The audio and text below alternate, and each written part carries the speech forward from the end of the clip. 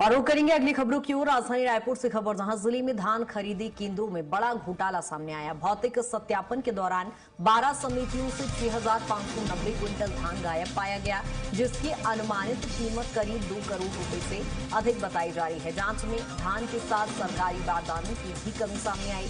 मामलों को गंभीरता से लेते हुए जहां प्रशासन ने 4 समितियों के खिलाफ एफआईआर दर्ज कराई है, जबकि 8 अन्य समितियों पर भी कार्रवाई की तैयारी चल रही है। और जांच रिपोर्ट मिलने के बाद कलेक्टर के निर्देश पर दोषी समितियों और जिम्मेदार अधिकारियों पर कर्मचारियों के खिलाफ यहां पर कार्रवाई शुरू कर दी गई है और प्रशासन इस समय पूरे मामले की विस्तृत जांच कर रहा है। जहां धान खरीद केंद्रों पर ही एक बड़ा घोटाला सामने आया है। 6,590 क्विंटल धान गायब पाया गया, जिसकी कीमत लगभग 2 करोड़ रुपए आंकी जा रही है। और ज्यादा जानकारी के साथ राहुल हमारे साथ जुड़ गए हैं। राहुल, धान का कटोरा कहा जाता है छत्तीसगढ़ धान खरीदी को लेकर शुरुआत में बहुत दावे किए गए, लेकिन आखिरकार एक बड़ा घोटाला सामने आया।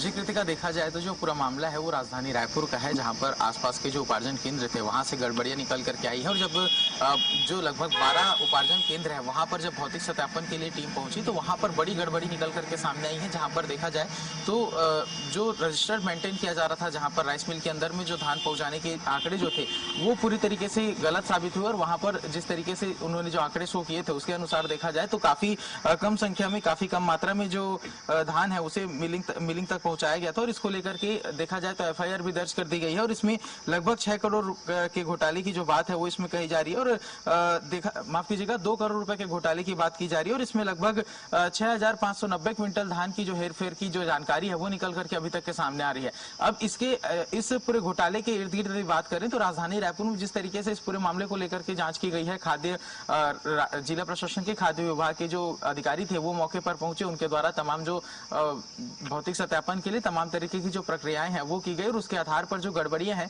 वो निकल करके सामने आई हैं और इस पर एफआईआर भी दर्ज कर दिया गया। और जिस तरीके से कार्रवाई छत्तीसगढ़ के अंदर इन दोनों तमाम घोटालों को लेकर के हो रही है तो इसमें बड़ी संख्या में जो उपार्जन केंद्र के तमाम जो अधिकारी हैं वो इसमें शामिल हो सकते हैं। और जिस तरीके से धान को लेकर के मात्र देखा जाए तो रायपुर के अंदर ही लगभग 2 करोड़ रुपए के घोटाले का मामला सामने आया है। तो इसमें छत्तीसगढ़ के अन्य क्षेत्रों में भी इस तरीके की जांच का जो दायरा है उसे बढ़ाया जा सकता है, क्योंकि देखा जाए तो धान खरीदी के मुद्दे से सीधे जो डायरेक्ट है वो डायरेक्ट जो किसान है वो कनेक्टेड होते हैं, इनको सीधा इफेक्ट पड़ता है। और यदि इस तरीके से घोटाला किया जाता है तो छत्तीसगढ़ सरकार के राजस्व में भी काफी बड़ा जो घात है वो इसके माध्यम से होता है। तो कहीं ना कहीं देखा जाए तो एक बड़ा घोटाला जो है वो निकल करके सामने आ रहा है। हालांकि देखा जाए तो यदि अमाउंट की बात करें तो मात्र 2 करोड़ रुपए नजर आ रहे हैं। यदि बड़े स्तर पर के घोटालों को देखें, क्योंकि छत्तीसगढ़ में हजारों करोड़ रुपए के घोटाले हुए हैं, उसके सामने काफी छोटा घोटाला नजर आ रहा है। लेकिन जब इसकी गहराई पर उतरे तो किस तरीके से मात्र एक जिले के उपार्जन केंद्र में यदि 6,000 से अधिक क्विंटल धान की धांधली हो सकती है तो अन्य जिलों की तुलना में अन्य जिलों को देखा जाए तो वहां पर किस तरीके से जो घोटाले हैं वो हो सकते हैं।